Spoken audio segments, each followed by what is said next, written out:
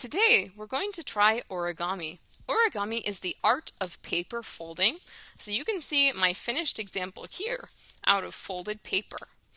When we fold with origami, we usually start with a square shape. So I have a piece of printer paper that's been cut into a square.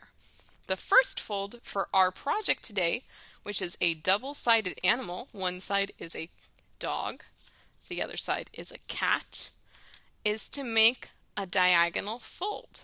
I'm going to take one corner, bend it all the way over, and hold down with one hand. Now it's important we're using this on the table. The table helps us fold. When it's all lined up, and I really want to try to line it the best I can so it's really nice and neat, I'll hold it with one hand and then begin to use my other hand to press the fold closed. I want to try to do my best so I can practice carefully folding. Once it's been folded like that, I like to crease it by using something hard to really close that fold. For me, I like to use the backs of my fingernails because they're always attached to my hands. I don't need something else. So I'm going to take the back of my fingernail, touch the fold, and press down. This might take practice for you to twist your hand just so, but it's a fun thing to practice. Now I have one fold in my paper. The next thing I'm going to do is create the bottom of the face of the dog or the top of the face for the cat. So I need to make a fold with both halves of the paper.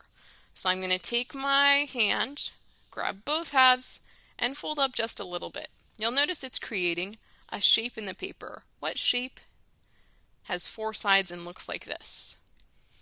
A trapezoid shape.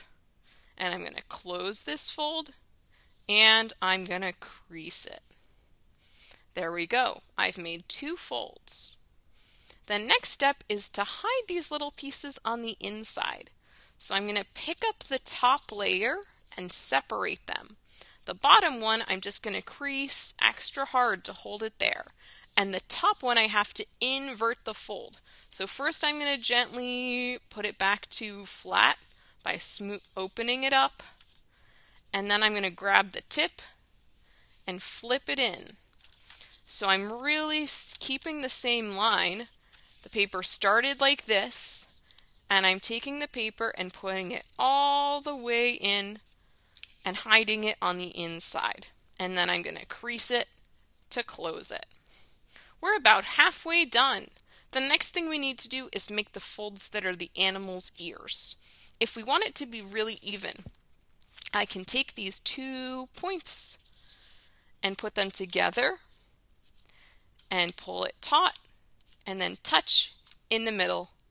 That'll give me a little tiny line to show me where the middle is so that I can get the top of the head more even. Then for bending down the ears, I'm going to hold my finger near that line so that my fold can't go past my finger. And I'm going to estimate about where I want the ear to go. If I want my ear to be really shallow, I could fold here. If I want it to be really deep, I could fold there. I like that. So I'm going to hold it down and then smooth it closed. And same thing for the other ear. Hold down with my finger, start to bend. If I want to try to make the ears match, I can. Or if they're different, like the dog is running and the ears are flopping and in motion, that's okay too. When you have it where you want it, hold it down and close your fold. Now on this side, with the ears flopping down, we've got our cat. And if we flip it upside down, sorry, I misspoke. Where the ears are flopping down, we've got our dog. And where the ears are pointing up, we have our cat. I decorated one face like this and one face like this, but you could decorate however you want. If you were going to draw an animal face similar to me, which you don't have to, you can make your own animal faces however you like.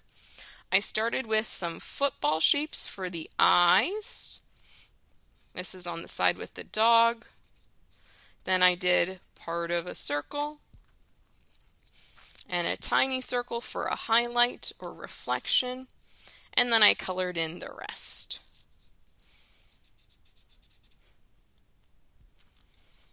Next, I used a triangle shape or a rounded triangle to draw a nose at the bottom. And then I did two little nostrils. And the mouth, I used a letter J and a backwards J. I started with my backwards J there, huh? And add some little dots for texture and to sort of show that part of the dog. There we go. Let's draw a cat. I'm going to have the ears point up for my cat. I'm going to make sort of like a sleeping or happy cat. So I'm just going to do curved lines for the eyes.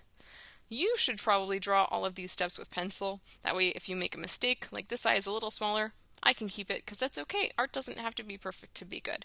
But if we have a pencil, we have slightly more options than if we have Sharpie. A triangle for the nose, similar mouth, and let's add some whiskers. And then I could add any other decorations I want. Maybe I'll add some stripes to color. I could draw a cute design for the ears. There's lots and lots of things we can do to make these look really cute. And then once I've drawn, of course, I could trace and color. I'm excited to see your cute double-sided animal made out of origami.